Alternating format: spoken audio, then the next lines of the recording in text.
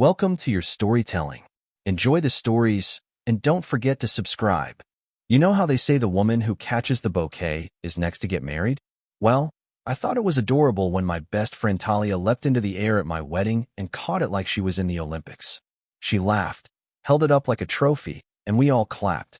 I even remember whispering to her, "Your turn now." I had no idea just how wrong I was.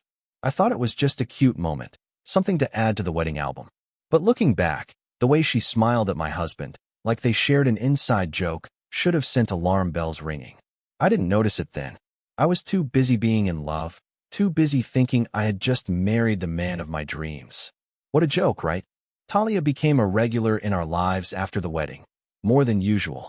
She lived 5 blocks away and said it made sense to pop in for coffee, for dinner, for help moving her couch, for girl time. At first, I loved it. She was my best friend, after all. But slowly, I started noticing things that didn't sit right. Like how she'd laugh a little too loudly at his jokes. Or how he always made sure to pour her favorite wine before I even said hello. I told myself I was being paranoid. That I was lucky to have a husband who got along with my friends. I mean, what kind of woman gets jealous of her best friend, right? Apparently, the kind whose best friend is sleeping with her husband. It was Talia's birthday, and of course, my husband insisted we throw her a surprise party at our house. He planned it like it was a royal event, balloons, cake, even a playlist of her favorite songs. He remembered details I didn't even know she cared about. I watched him beam when she walked in and hugged him before she hugged me. "You're the best," she said, and I swear, the way she looked at him made me want to scream. Still, I smiled. I played hostess.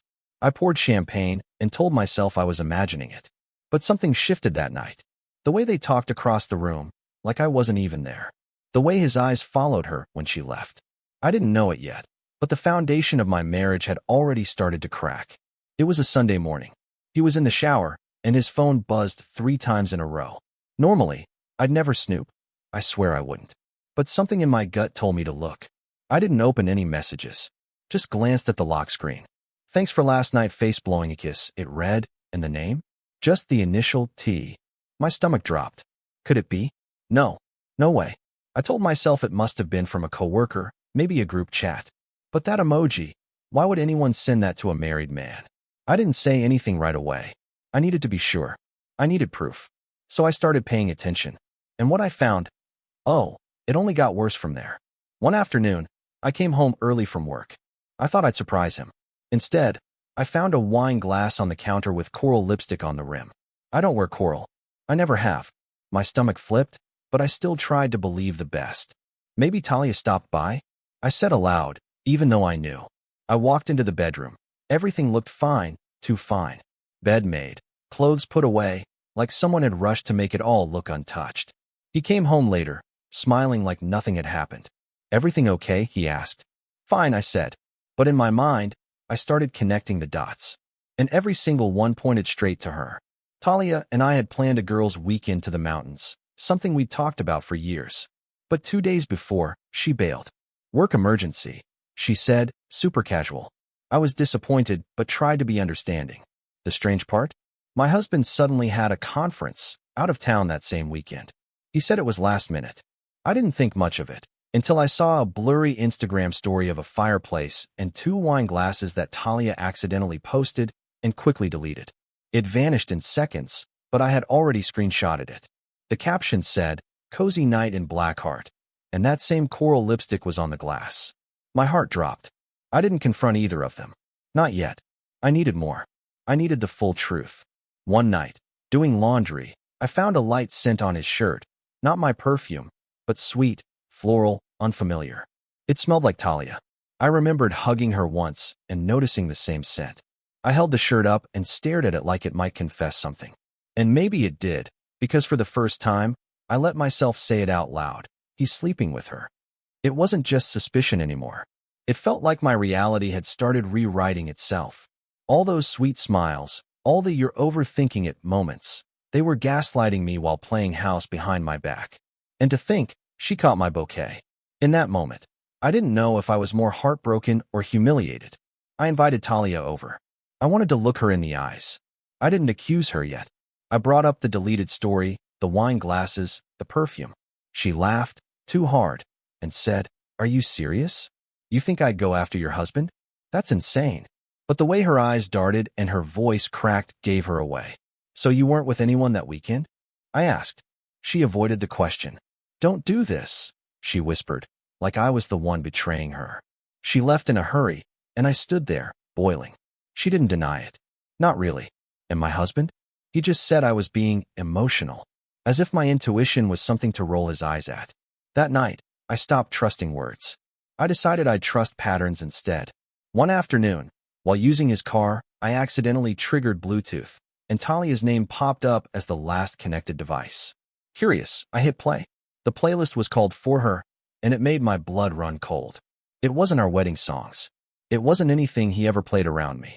It was soft, sensual R&B, the kind you play when you're alone with someone you shouldn't be alone with. I sat there in the car, in our driveway, with my hands shaking on the wheel. I wanted to scream, cry, throw the phone out the window. But instead, I just sat still. Because when the betrayal is that deep, it takes your voice before it takes your tears. I didn't mean to find it.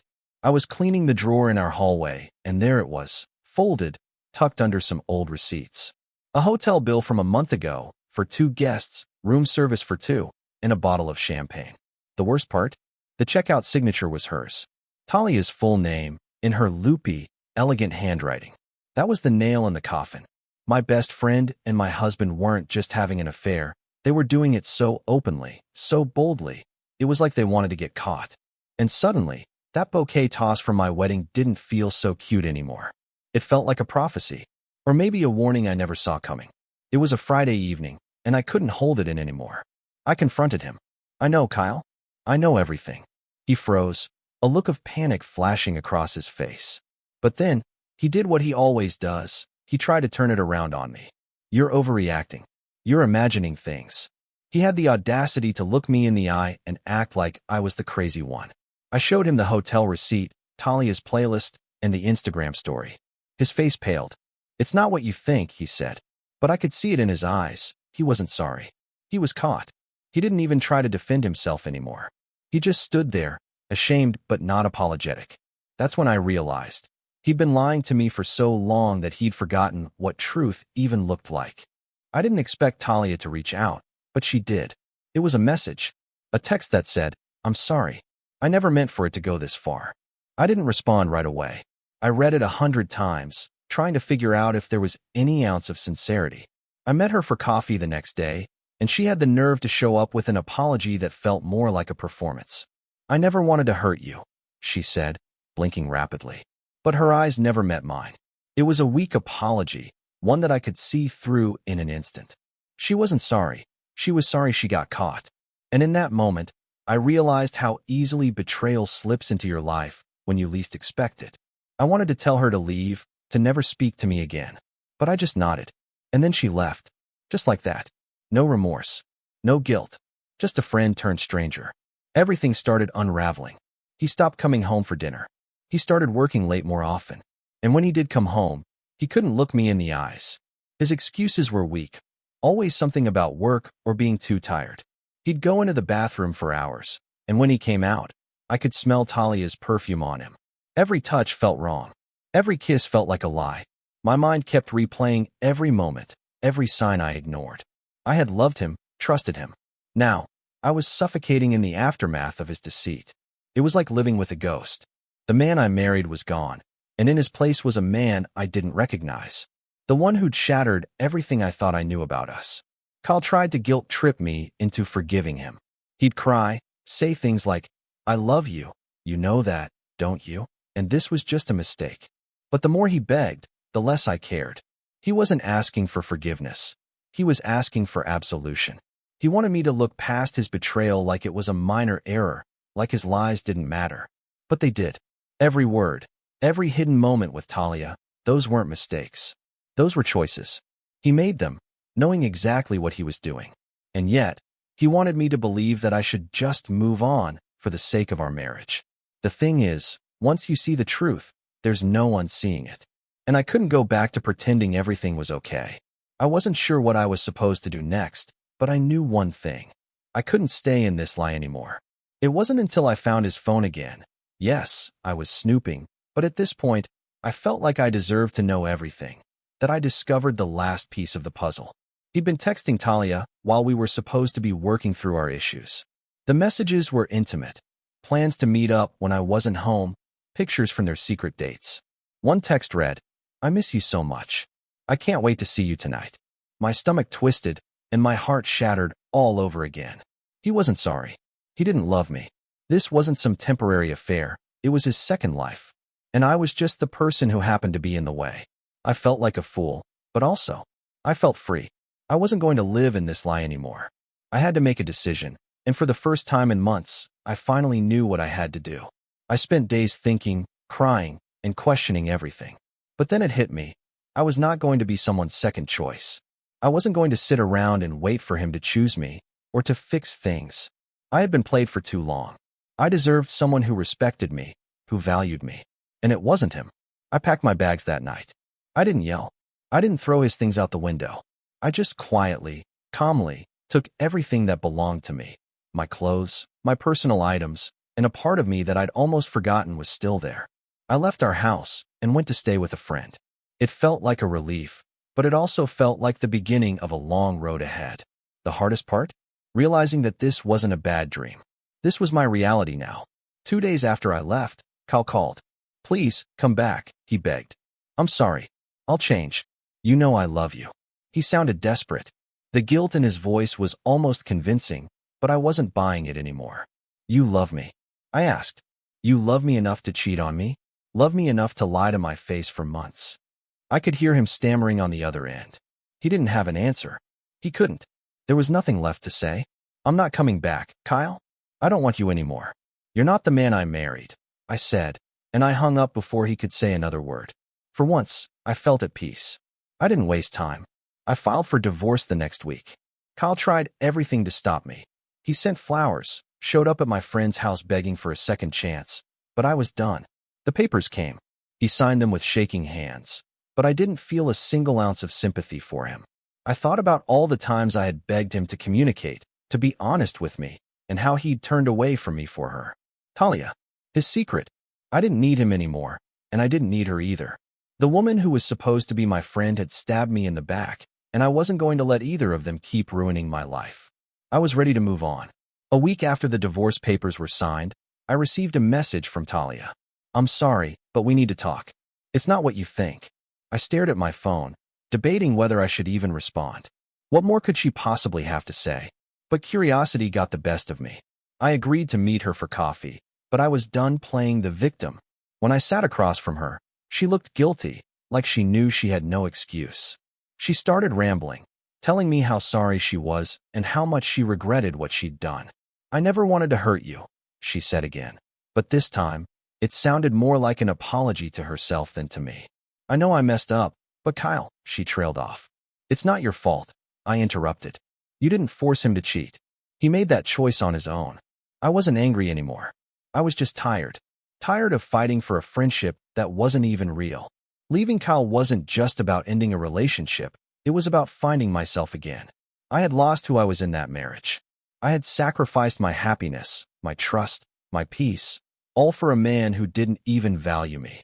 But now, I was finally starting to feel like myself again. I was rediscovering my hobbies, my passions, the things that made me me. I didn't need to be defined by my failed marriage or my betrayal. I was stronger than I'd ever realized. I started dating again, not seriously, but just to remind myself that I was worthy of being loved the right way. I focused on my career, my friends, and my future. And every time I caught myself smiling, I knew I was one step closer to healing. The woman who had caught my wedding bouquet was no longer the woman I was. She was gone, and I was free. Just when I thought I had put everything behind me, the unexpected happened. It was a Sunday afternoon, and my phone rang. It was Kyle. I almost didn't answer, but then I remembered how important it was to finally close this chapter for good. "What do you want?" I asked, my voice steady but cold. "I need to see you," he replied. "I've been doing a lot of thinking, and I want to fix things." My heart skipped a beat, but not in the way it used to. I wasn't swayed by his desperation anymore. "Kyle," I said, "this isn't something you can fix with words. You had your chance, and you blew it. I'm moving on." He tried to argue, but I ended the call, feeling a strange sense of calm. No matter what he said, it wasn't going to change anything. Hey. Few days later, Talia reached out to me again, this time in a more urgent tone. We need to talk. There's something you don't know about Kyle, she wrote. My first instinct was to ignore her, to finally let go of the toxic connections from my past. But something told me I had to hear her out, if only for closure. So, I agreed to meet. When she sat down in front of me, she looked even more frazzled than before. It's about Kyle's behavior after you left, she started, her voice trembling. I didn't want to be the one to tell you, but he's been seeing someone else, someone new. I stared at her, my chest tightening. Another woman? I asked, not sure whether to laugh or cry. Yes, she said. I'm sorry, but I thought you needed to know. I can't be part of this anymore. Talia's confession threw me into a whirlwind. I wanted to be angry at her, but I realized I was angry at Kyle, the man who had now moved on so quickly, as though our marriage meant nothing. I started digging deeper, looking through his social media accounts and reaching out to people I knew who might have information. The pieces of the puzzle came together in a way I hadn't expected. Kyle had started seeing someone else within weeks of our separation. Another affair, another betrayal. I had thought that leaving him would give me peace, but instead, it felt like the truth was being thrown in my face from every direction. His actions were colder than I had ever imagined. He hadn't been heartbroken. He hadn't been regretful. He was just a man who didn't know how to value love. I won't lie, finding out that Kyle had already moved on was gut-wrenching. It felt like being hit by a wave of betrayal all over again. But then something incredible happened. I realized I wasn't as devastated as I once would have been. I was angry, yes, but I was also stronger than ever before. I had started to rebuild my life, piece by piece, and with every step, I felt myself growing. I no longer felt like I needed validation from Kyle or anyone else. I had found my confidence again, and I wasn't going to let anyone take it from me. I started to focus on the things I loved, my job, my friends, my personal growth. I began to travel again, trying new things, exploring new places. And every time I saw my reflection, I was reminded that I had survived something most people couldn't even imagine. I had endured, and I was thriving. It wasn't until months later, as I was sitting alone in my apartment, that I realized something profound. I wasn't just moving on from a broken marriage. I was moving on from a version of myself that I no longer recognized. The woman who had tolerated lies, who had been afraid to stand up for herself. She was gone. She had been replaced by someone who knew her worth, who was no longer willing to be part of someone else's deceit. And in that moment, I felt a weight lift off my shoulders. It wasn't about forgiveness anymore. It wasn't about revenge. It was about freedom. Freedom from Kyle's betrayal. Freedom from the toxic cycle of lies. And the most important freedom? The freedom to love myself. I didn't need anyone's approval. I didn't need Kyle's love. I had my own. I started to realize that moving forward wasn't just about escaping my past. It was about actively choosing the future I wanted. I was no longer a victim of my circumstances. I began setting new goals for myself, both personally and professionally. I enrolled in an online course I had always wanted to take, something that felt like a small victory, but meant everything to me. For the first time in a long while, I felt excitement about the future. I began to trust again, not just in others, but in myself. I could make decisions that were right for me. I had been through heartbreak, but I wasn't going to let it define me. I would be the one to write the next chapter of my life, and I wasn't waiting for anyone else to do it for me. A few months after the divorce was finalized, I met someone new. His name was Ethan, and he was different from anyone I had ever dated before. He didn't make me feel like I had to prove myself. He wasn't trying to fix me or save me from my past. He simply saw me for who I was in the present, someone strong, someone who had been through a lot, but had come out stronger.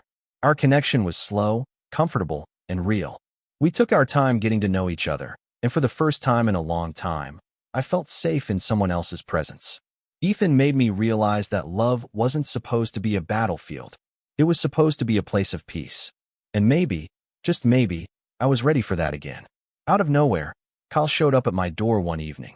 He looked different, more tired, more worn out, and, for the first time, truly humbled. He didn't try to justify his actions or beg for my forgiveness. Instead, he simply said, "I was wrong. I hurt you in ways I can never take back. I'm sorry. I don't expect you to forgive me, but I need you to know how much I regret what I did." I didn't know what to say. Part of me wanted to scream at him for everything he'd done, but another part of me realized that this moment wasn't for him. It was for me. It was my final step in letting go. Thank you for saying that, I replied, my voice steady. But forgiveness isn't for you. It's for me. And I've already forgiven you. I'm done carrying this weight. And with that, I closed the door on that chapter for good. As the months went by, I found myself embracing new beginnings. I traveled to places I'd always dreamed of visiting. Paris, New York, the Amalfi Coast. I reconnected with old friends and made new ones. I began to live my life for me. For the first time in years, I didn't feel like I was living in the shadows of someone else's actions. I was free, and that freedom tasted sweeter than I could have ever imagined. I realized that there was no perfect way to heal. It wasn't about erasing the past. It was about accepting it, learning from it, and choosing to move forward. I was building a life that was entirely my own, and it felt like the most beautiful thing I had ever done. Today, as I sit here reflecting on everything I've been through, I realize how far I've come. I am no longer the woman who stood in front of that altar, hoping that a wedding bouquet would be a symbol of a love that would last forever. I am stronger, wiser, more at peace with myself than I've ever been. I've learned that love doesn't come with conditions, and that betrayal doesn't define who I am. I'm writing my own story now, and the chapters ahead are full of hope, new experiences, and the possibility of a love that is truly genuine. My past will always be part of me, but it no longer controls me. I am free, and I'm ready for whatever the future holds. Thank you for listening to my story until now. If you like the video, please support it by subscribing and liking.